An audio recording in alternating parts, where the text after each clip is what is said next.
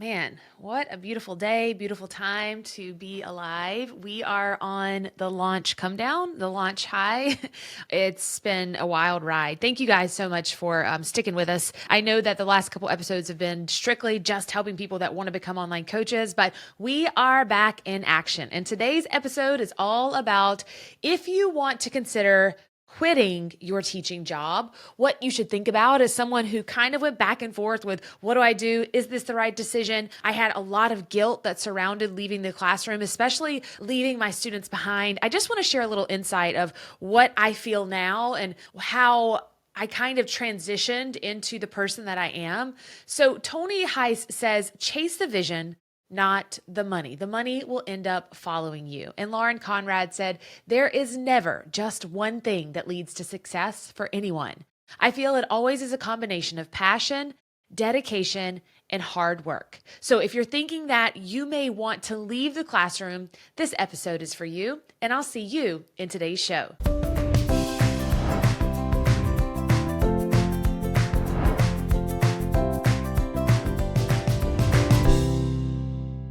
Did you know that 44% of teachers, they leave education now within the first 5 years? That 8% of teachers start over with a new career each year. And that 13% of teachers reported quitting their job due to not getting paid as much as they know that they should have been paid. When I quit teaching, it was because I realized that my passion for teaching, it was still very much alive and well. However, it just expanded beyond the school building. And that may be where me and you are different. You know, you may say we are not the same, Casey, and that's fine. But I knew about a year before I actually left the classroom that I wanted to leave. And I gave my principal my letter of resignation. And it was the last week of school. This was the year before I quit. It was the last week of school, and I looked down at my phone after school was over, about an hour after school was over, and I had like 20 missed calls from my principal, my assistant principal, my colleagues. And I was like, what is going on? And I answered the phone and they said, Casey, there's been a horrible accident and two of your students are injured. One of them's been life flighted. The other one's in the hospital in your hometown. And it was my world just stopped. One child was ejected from the car. They had gotten hit with a school bus. And guys, I loved my kids. I still do very much, the kids that I got to teach. And so I rushed to the hospital and I got to the end of the hospital bed and I held her hand and I was talking to her and trying to make sure she was okay. And then also her sister who had been life flighted. And then also another student who was on the bus actually got injured. That was my student. And so I chatted with her and, I was sitting there and I'm crying with the mom of one of the kids and I'm holding her daughter's hand and she says, you can't quit teaching. And I looked at her and said, I know. And she said, she's like, you just can't. And I left the hospital that day and I got home and I started crying and I just told my husband, I can't quit. It's not in the cards for me. I love these kids too much. And so I called and asked my principal for my job back. And then I told my colleagues that I'd be coming back. And that was literally like the last day of school.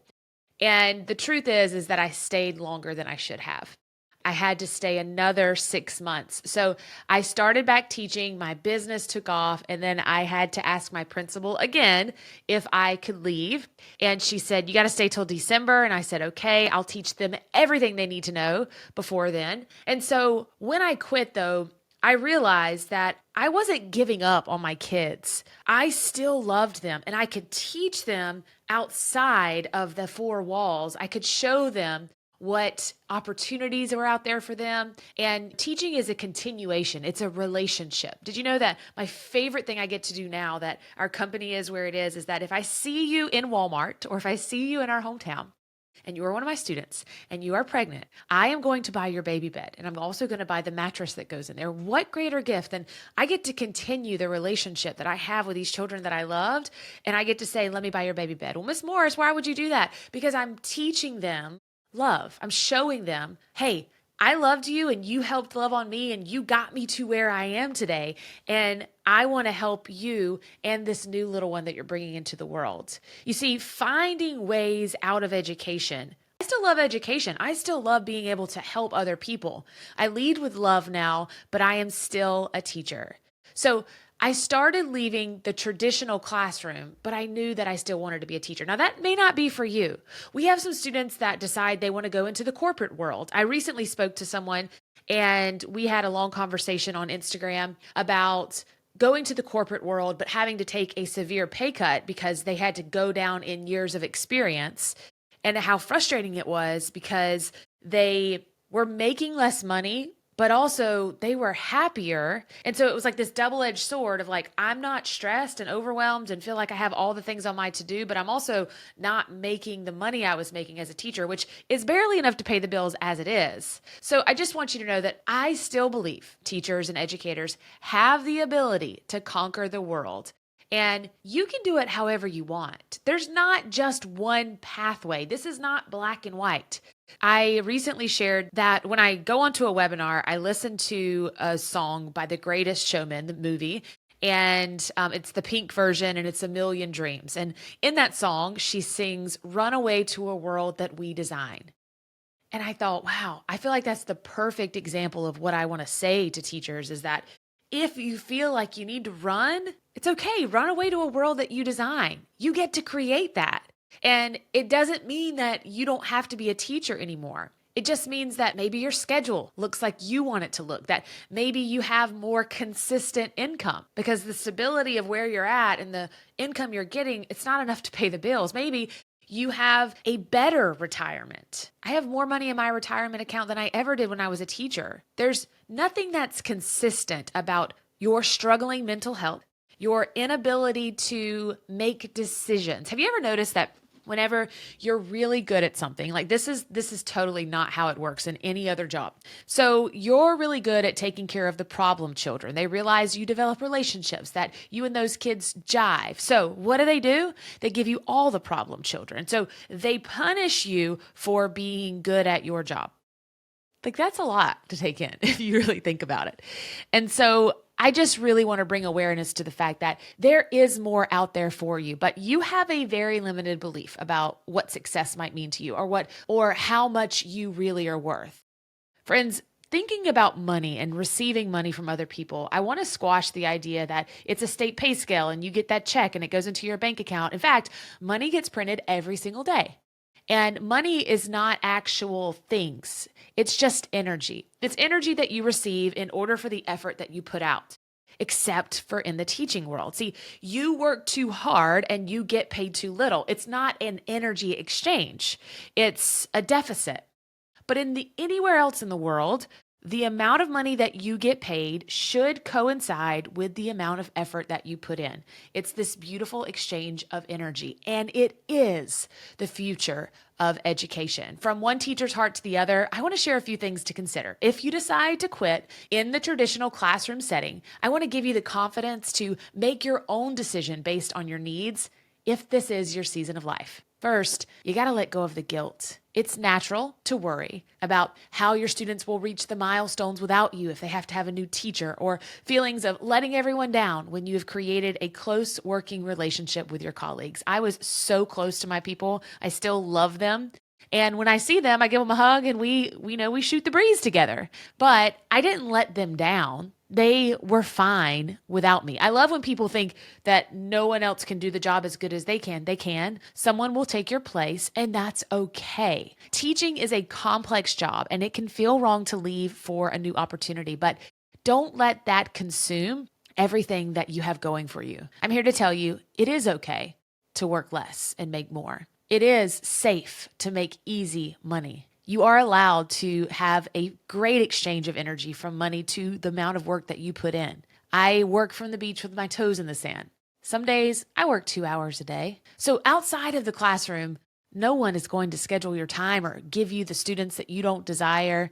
There is no bell schedule, and thank goodness for that.